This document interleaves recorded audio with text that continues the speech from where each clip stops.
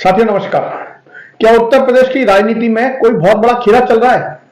क्या एक deputy CM पर्दे के पीछे से धरनों की स्क्रिप्ट लिख रहा है? आशुतोष महाराज ने आज एक प्रेस कॉन्फ्रेंस की है जिसमें उन्होंने क्या कहा, पहले आपको सुनाते हैं।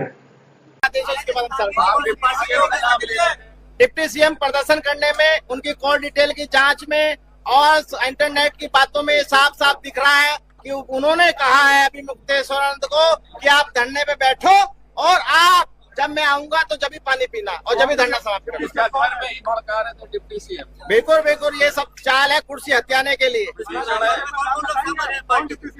डिप्टी सीएम का नाम जल्दी ओपन होगा जी।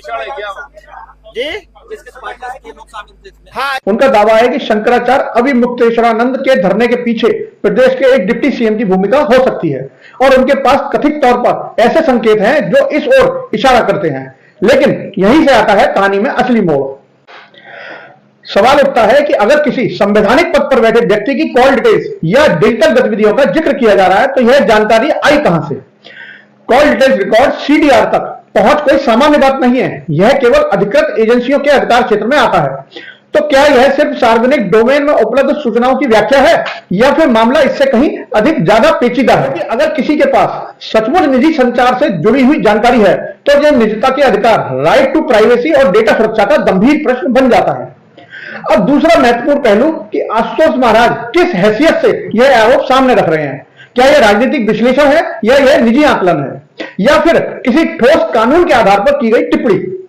साथियों, शंकराचार्य अभी मुक्तेश्वरानंद का धरना अपने आप में एक बहुत बड़ा विषय है, लेकिन जब इसमें सत्ता के गलियारों की कथित भूमिका की बात जुड़ती है तो मामला सिर्फ बयानबाजी तक ही सीमित नहीं रह जाता। यह संभावित डेटा ब्रीच और पॉलिटिकल स्ट्रेटेजी की दिशा में इशारा करता है। क्या इंटरनेट पर उपलब्ध सूचनाओं के आधार पर इतने बड़े पद पर बैठे व्यक्ति को कटघरे में खड़ा किया जा सकता है या यह उत्तर प्रदेश की राजनीति में चल रहे किसी गहरे अंतर्द्वंद का संकेत है? क्योंकि अगर किसी की कॉल डिटेल्स जैसी संवेदनशील जानकारी वाकई किसी के पास है तो यह खुद में एक जांच का विषय है, और अगर नहीं तो फिर ऐसे आरोपों की विश्वसनीयता पर भी सवाल उठते हैं। यह मामला सिर्फ एक प्रेस कॉन्फ्रेंस पर बयान का नहीं रहा, यह निजता, राजनीति और सार्वजनिक जवाबदेही तीनों के चौराहों पर खड़ा एक बड़ा प्रश्न बन चुका है। दोस्तों, अब सीधा सवाल एक आपसे, क्या यह सिर्फ राजनीतिक घटनाक्रम है, राजनीतिक बयानबाजी है या फिर किसी नए घटनाक्रम का ट्रेलर है?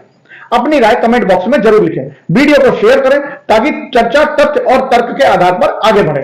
चैनल को सब्सक्राइब करें और जुड़े रहें हमारे साथ। जय हिंद, जय भारत।